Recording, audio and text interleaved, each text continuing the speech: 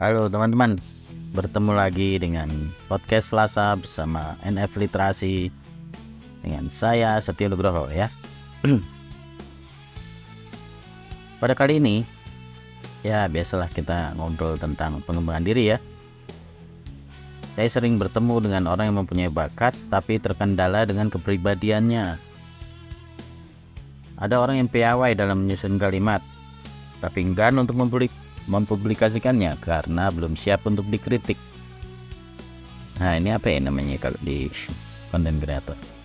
Terus kemudian ada juga yang mempunyai daya intelektual yang sangat tinggi tapi sifatnya pemalu sehingga menghalangi dia untuk ikut dalam kompetisi apapun gitu ya. Oke, ada juga orang yang memiliki kecerdasan di atas rata-rata tapi tidak memiliki ambisi sama sekali. Wah, ini gawat juga ya.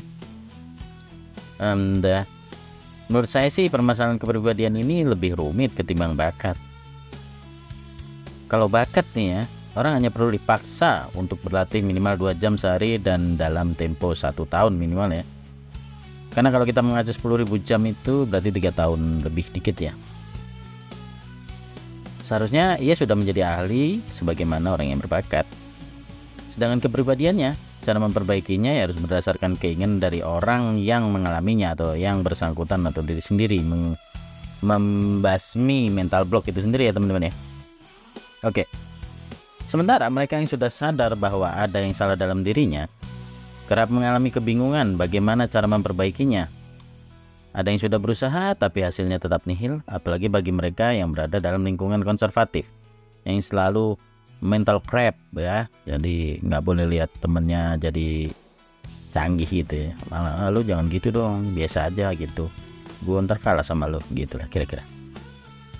Setiap bertanya atau curhat soal kendala yang dialami ketika ingin membereskan masalah kepribadian, mereka langsung dituduh orang yang jauh dari Allah, orang yang jauh dari Tuhan gitu ya. Lu nggak percaya amat sih gitu.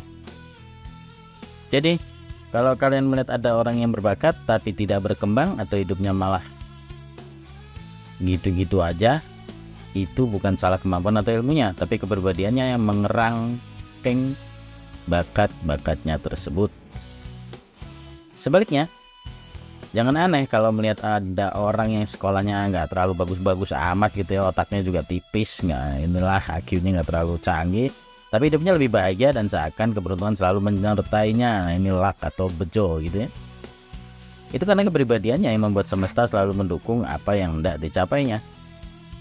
Cacat kepribadian sama sulitnya dengan cacat fisik, tapi saya tidak bicara tentang cacat fisik ya, saya tidak mendiskreditkan siapapun. Tapi bayangkan ketika satu orang itu mengalami keduanya dalam satu tarikan napas. Wah, bahaya banget ya, nggak bisa maju tuh pasti tuh, sehebat apapun bakat yang God berikan terhadap Anda. Sudah gitu dulu, sampai ketemu lagi di NF Literasi berikutnya. Dadah.